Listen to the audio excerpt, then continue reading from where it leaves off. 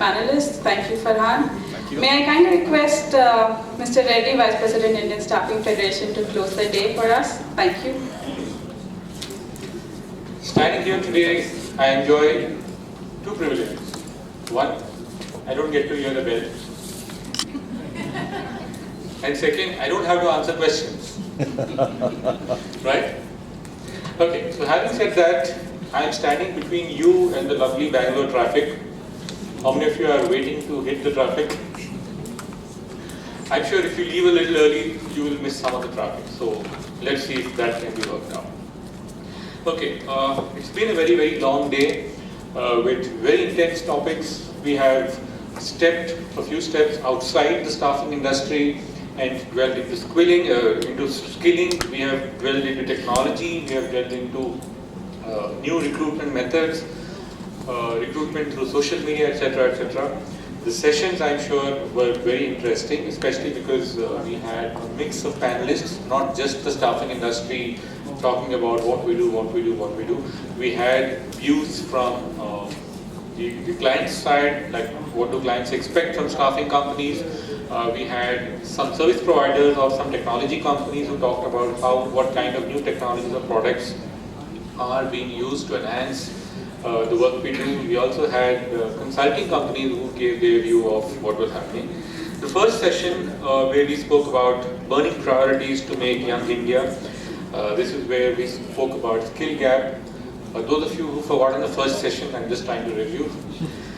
We spoke about skill gap, and then the 2 points that were debated upon were, will jobs be created where the talent exists, and is the talent there where jobs are getting created? So this is a question which is hitting the industry for the last about 10-12 years, where businesses are moving into second tier and third tier cities. So we have seen a lot of that movement happening. However, that hasn't stopped the migration of people from the small towns into larger towns, because a lot of people in small towns aspire to, I want to go to city and do work, or like, मुझे शहर जाके नौकरी करना है. I don't want to work in my father's shop.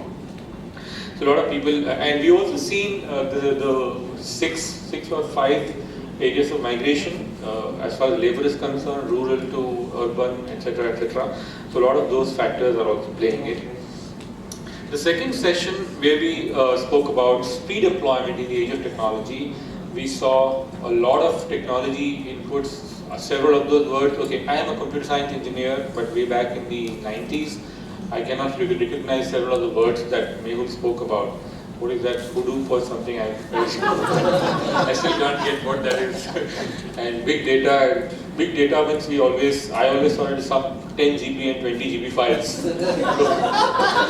So a lot of us are yet to figure out what those things are. Yes, recruitment as a practice is trying to adopt several of these technologies quickly. The third session, where we had a very young panelist spoke about expectations of what the fresh talent has from the employers or from the recruitment industry like us, what they look at in terms of what we employers try to give them, because we are always trying to give them what we have, but they are looking for something else. Typical scenario in a restaurant, and you go to a hotel and they tell you, we have this, and you better buy one of these. But you may be wanting something else. So bridging the gap between what young talent expect and what employers are offering was the crucial point that a lot of us take away points from there. The last session was again very diverse area, where we picked upon a few important points. Loyalty, well, there is no definition to loyalty. We face the question of loyalty inside marriages also, as somebody spoke about dating and marriages. So loyalty, the new definition that has come up, that definition will continue to be evolving for several years to come, because as long as somebody gets what they want, then there's nothing called the word loyalty. It's like I continue seeking what I get, and that is the definition of loyalty. Another aspect we touched upon is the threats to the staffing industry. Well, I don't know whether we should call it threats. I think you also call them, as every threat poses new opportunities, and if we do not recognize or if we do not identify those threats and convert them to opportunities, then the industry or that particular sector or that particular section will disappear soon. So like we have seen technology replacing the recruitment process, we have seen technology replacing various other things. Of course, the focus and theme of this session here in Bangalore is a little biased towards technology. So we have seen that these threats need to be seen as opportunities. Whether recruiters are going to exist, not exist, they get converted to counselors. Whether staffing as a channel of employment is going to take precedence over permanent employment or not, a whole lot of things are yet to evolve. So that's about how the panels panned out. Apart from that, a few things we picked up during the day and a few things that were highlighted and something that are not highlighted. We are in the midst of the slow and steady pace of labor reforms. We have seen a few states adopting them as early adopters. We've also seen the center trying to push some of the labor reforms.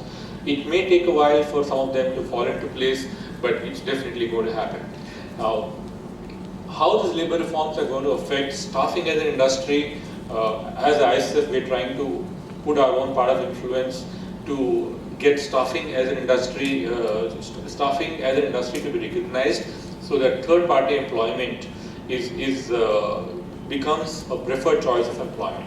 We also spoke about, I think, the young panelist we had spoke about why people do not prefer a job with an end date. Well, they don't prefer job with an end date today because that's how we all grew up as children. And I remember my friends or my parents and uncles and aunties talking about कि नौकरी मिल गया कि नहीं. Earlier it was government नौकरी मिल गया कि नहीं.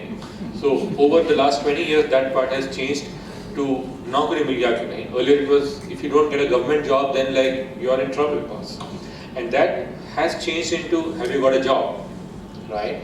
And still the stigma of permanent नौकरी मिला कि नहीं is still there. So that is on its way out, I believe, and we will see it at par with the permanent employment. The other issue which was being debated largely is about the flexi employment. The word flexi itself has got multiple meanings. In the international context, flexi stands for the STEM employment, but in the Indian context, we still use the word staffing. So the staffing is temporary employment, whereas flexi, several companies, especially the IT industry and consulting industry, is using the word flexi to allow work from home or flexible timings or lesser days in a week, etc. So these two are different words in terms of the way they operate. But bulk of the staffing industry, the way we operate, we are working in the temporary segment where the employments have end dates. May not have flexible working hours per se, but they have an end date. Having said that, a lot of people in India who are working in the temp space are at the bottommost, I would say lower than the bottom of the pyramid. And in terms of educational qualification, while we spoke about the average salary of these people being somewhere about 12 to 14,000, a lot of these people are 8th pass, 10th pass, 12th pass and graduate drops. Because the moment the guys are graduate, then they start looking for permanent jobs, right? And most organizations want to give permanent jobs to people who are graduates and above, who are educated. But the sad reality of India is India is moved by the people at the bottom of the pyramid, people who are not really educated. I mean, when I say not educated, I would put below graduates, not undergraduates. People who are below graduate, who actually move the bricks and who turn the gears and who run the machinery and who deliver your couriers and who do the loading, etc. A lot of people here, including me, most of us, we take the liberty of signing papers or signing checks inside an AC office, right?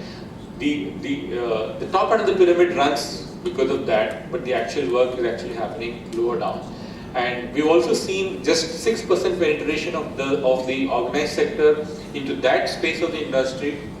What it means is over 25 million of these people who are employed by the temporary sector, who are actually running most of the country, do not enjoy the social security, do not enjoy, like we have seen 3 circles in one of the slides, which talked about employment security, social security and wage security.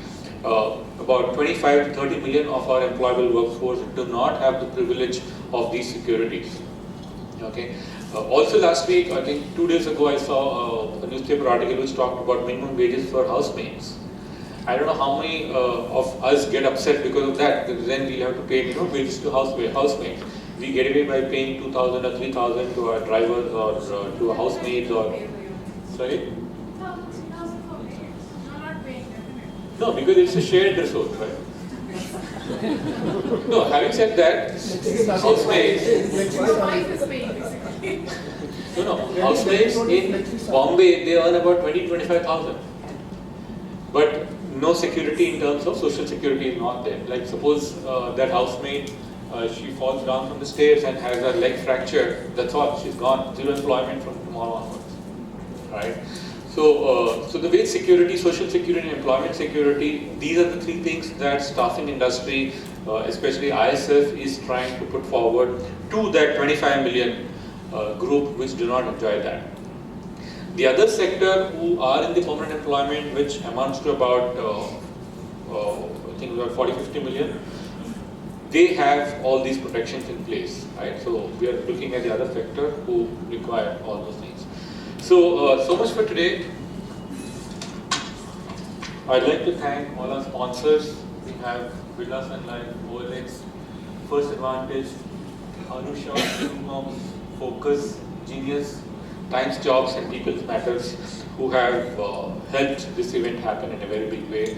This is one of our biggest events so far.